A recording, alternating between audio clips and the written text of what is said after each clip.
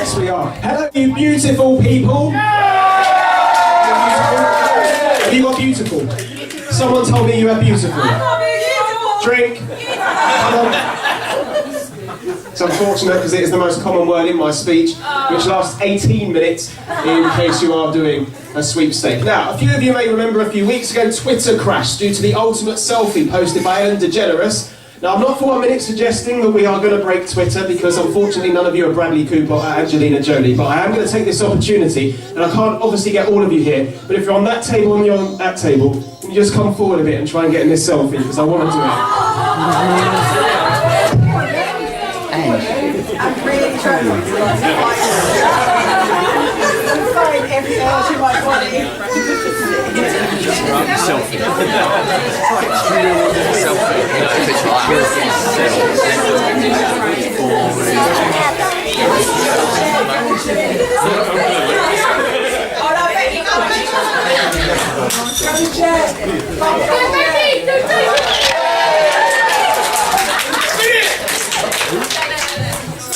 To be honest, if you're over the age of 35, you probably haven't got a clue what we've just done.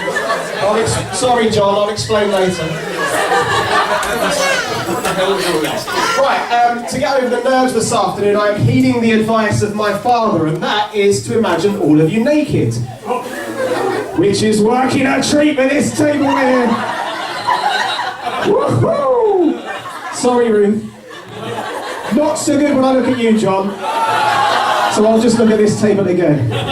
You and a dicky bow. Right. Okay. On behalf of the bridesmaids, can I thank Eddie for his kind words?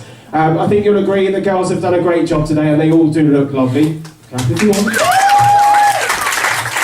They are only rightly outshone by our stunning bride. Beautiful. Gentlemen in the room, I'm pretty sure you'll all agree that today is a very, very sad day for the single men of this world, as another beauty leaves the available list. And ladies in the room, I'm sure you'll agree that today has just kind of passed by, really. I mean, look at him.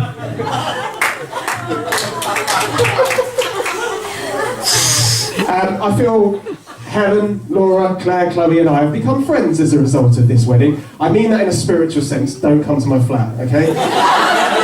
But well done on getting Becca here on time today. I understand she put up one hell of a fight, so well done. Round of applause to the bridesmaids again, please.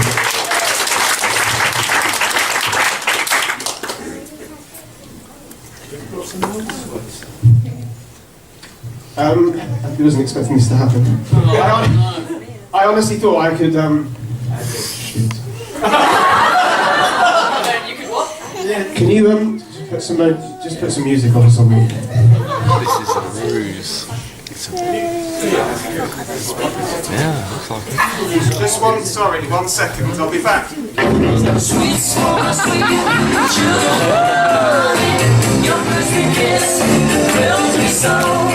Sweet, small, sweet, sugar for my honey. I'll never let you go. Sweet, small, sweet, sugar for my honey. Your first kiss thrills me so.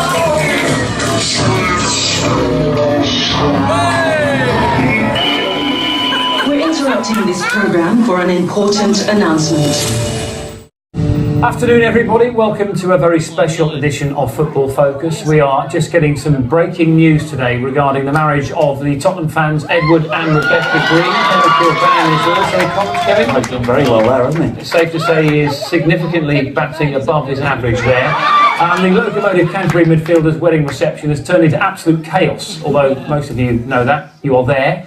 We should say congratulations to both of you and everyone who's involved. But details coming through, Kevin, that apparently the best man has lost his speech, which is shambles. No, shocking behaviour, isn't it, from Ed, really? He should have picked James. Yeah, which is what most people have been thinking ever since it was announced. The mother of the bride, though, doesn't look too happy about that, but a very nice dress, we should say, Jill, and you too, Tina. And we can bring you some more footage now. Have a look at this.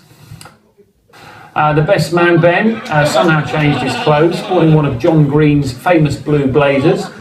We do wonder where he's off to, though. I suspect to find maybe not his actual speech, but instead recall some awkward and embarrassing stories about you. young Edward.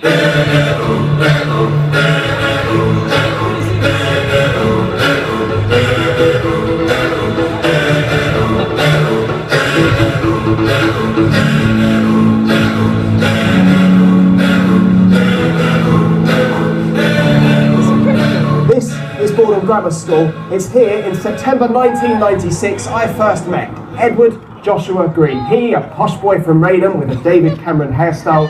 Me, not so posh, with more a Boris Johnson mop. I've just popped inside and spoken to the school secretary, but as soon as I mentioned Edward's name, I was escorted off the premises by security. For the first 2 years here, we used to sit in alphabetical order, which meant Edward had to sit next to the smelliest kid in school. At least he told us it was the other kid. When we eventually did get to choose our seats, I took full advantage. Ed once wrote out an entire science lesson of notes for me because I told him I had arthritis in my writing hand. I'm still not proud of that. I'm very sorry, Edward. In our later years, Ed was given the nickname Turk, initially because of his colouring. We were a multicultural lot. Thankfully, Guy Ritchie's Lock, Stock and Two Smoking Barrels came along with a character named Turkish, meaning we were all a bit more PC.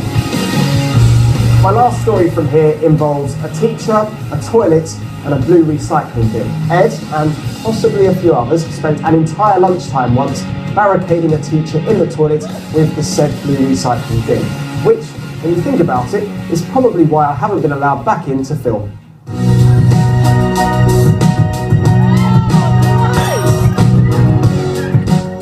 Welcome to 285 London Road, Raynham, or for those of you who don't know, the former home of Eddie and the Green family, now home to Gary.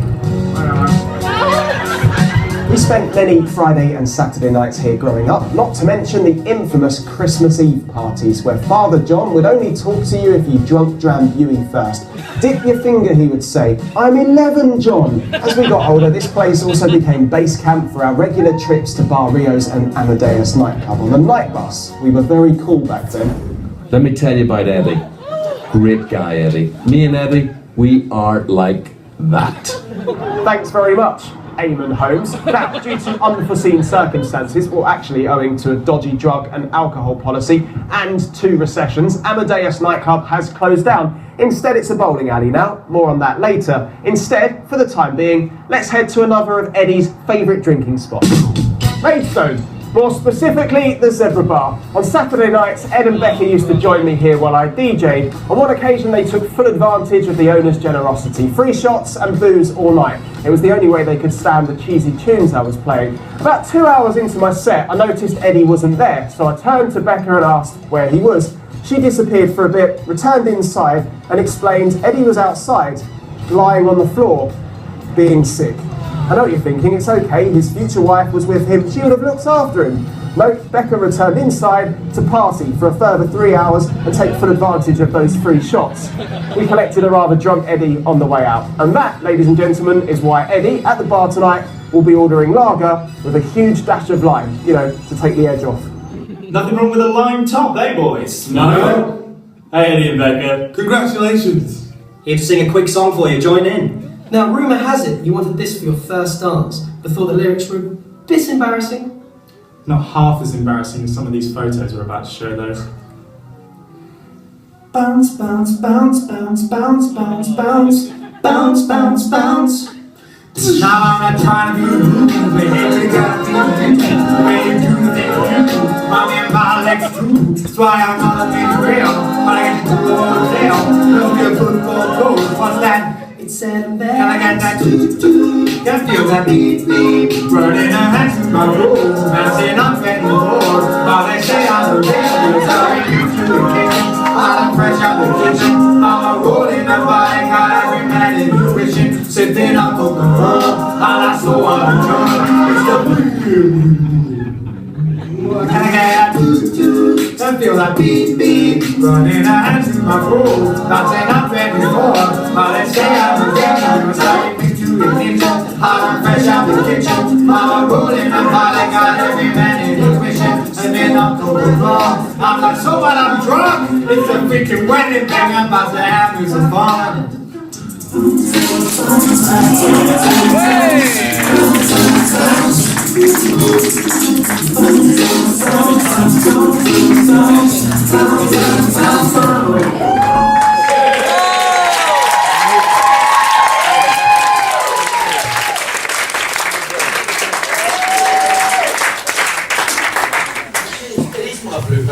There's your blazer back, John.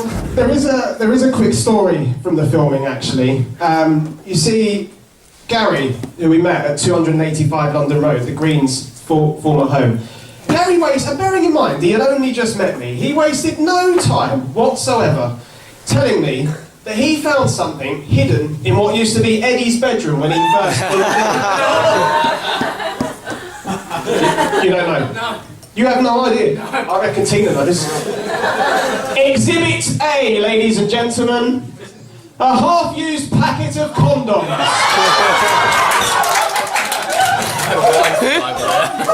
I put them in the bag because I weren't going to touch them. Gary, however, didn't mind. He's put a little tag on this for you. He says, to Ed, for your wedding night, love Gaz. That is as low as the speech goes. If I have offended anyone, tough. I'm just glad that someone other than myself told you all about the birds and the bees. Yes, that's right, Becca. I mentioned the word bees. Oh, you all know about it. For those of you who don't, at the age of 8, Becca appeared on local radio to tell the county all about bees, as you do. Now, I have searched everywhere for the interview. Obviously, some of you know that I am in the industry. I have spoken to so many people. I spent hours and hours on the internet, and it is very easy to get distracted on the old internet, isn't it, Pete?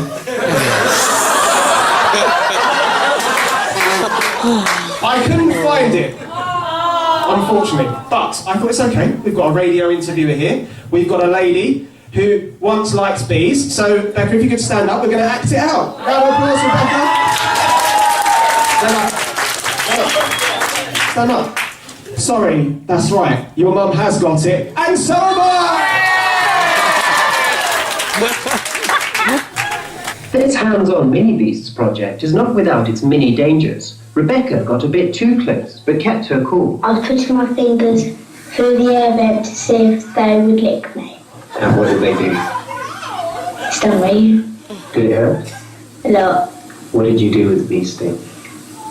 Well, Mrs. Schwartz scratched it out and then we put it under a microscope. Thanks, Jill.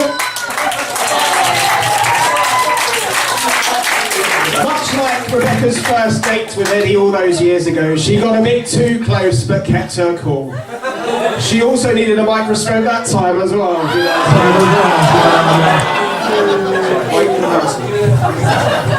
When you two told me you were buying a house together all those years ago, I wanted to get them the kind of ultimate housewarming present, and they are both Tottenham supporters, and their favourite player is Ledley King. So I decided, and anyone who's visited their house will know there is a signed framed photo of Ledley King in the spare bedroom. At first, it was greatly received, as it should have been. As the months went past, they started to question its authenticity and are of the opinion that it's fake.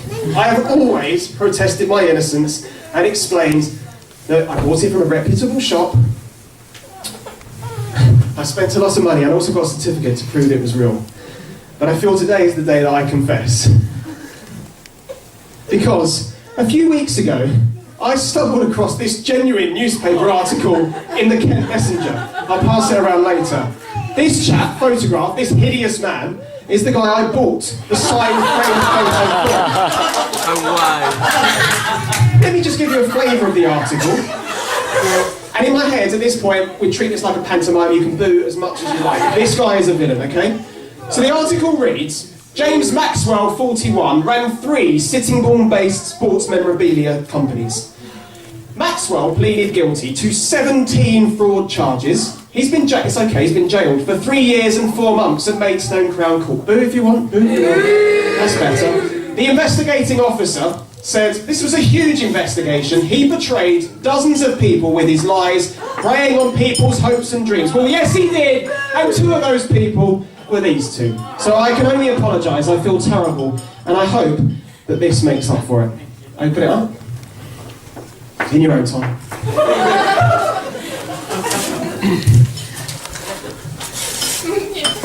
Leslie? Yeah, open it up. It's a signed Ledley King autobiography. And I know what you're thinking, because I've spent a little bit of time... Hang on.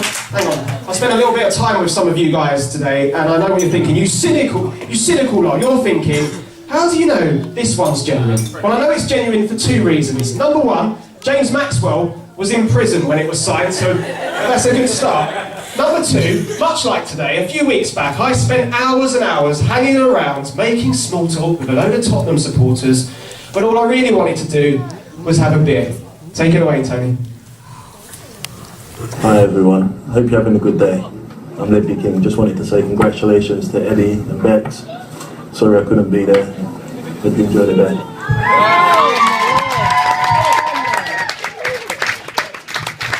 Okay, in the hotel last night, me and Ed stayed in the hotel, and after John and James, who I must say thank you for coming for dinner last night, it was a great night.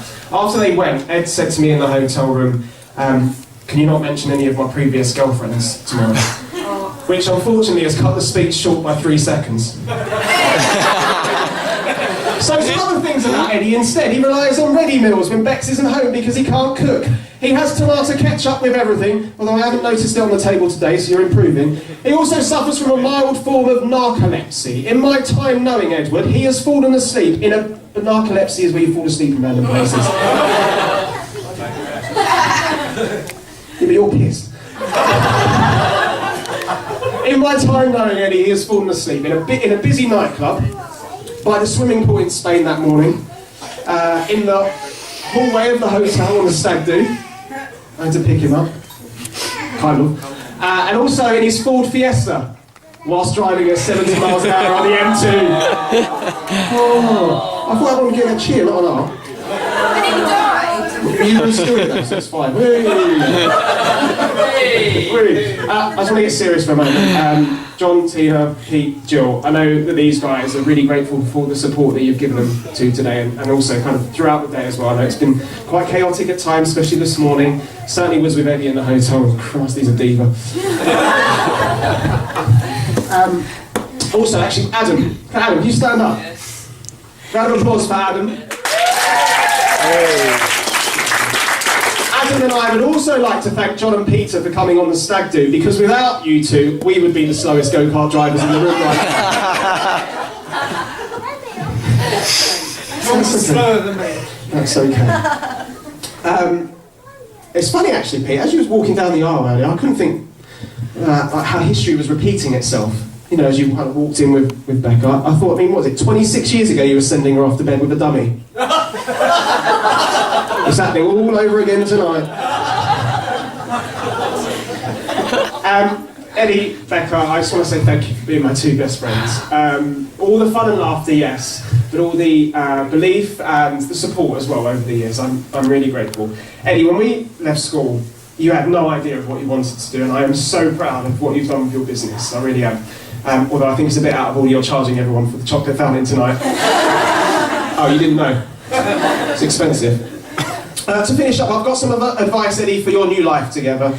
Number one, remember these 3 special words. You're right, Rebecca. Number 2, let her win some of those ridiculous 10-pin bowling competitions you have. Yeah, Becky, sometimes win some of them. I want you to be the champion throughout. I thought I was going to have to explain this situation, but all the table names are kind of lay it out. These two are the most competitive couple I have ever met. The turkey, kind of in the bowling competition, involves them playing 10-pin bowling against themselves, and the winner's name is written in biro on a toy turkey bought from a Spanish pet shop. I mean, I was trying to think of something funny to say, right? It's just so ridiculous. But I did think you're going to need a new turkey for your new life together.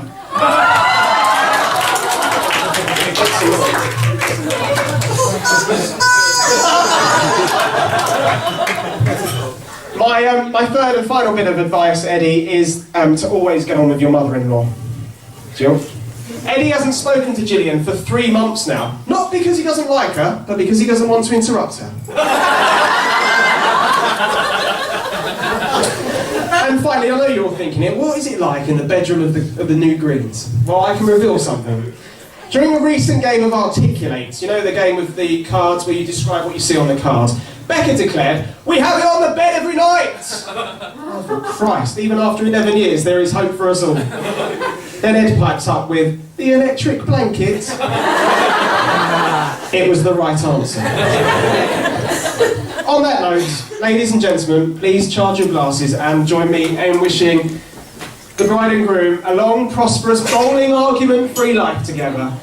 I've waited so long to do this. Ladies and gentlemen, the new Mr. and Mrs. Green! Yes.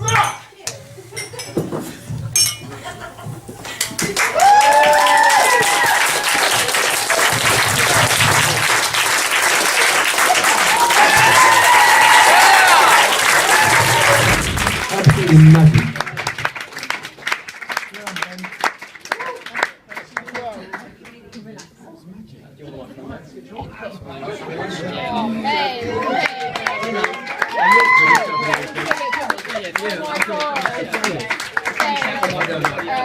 Amazing.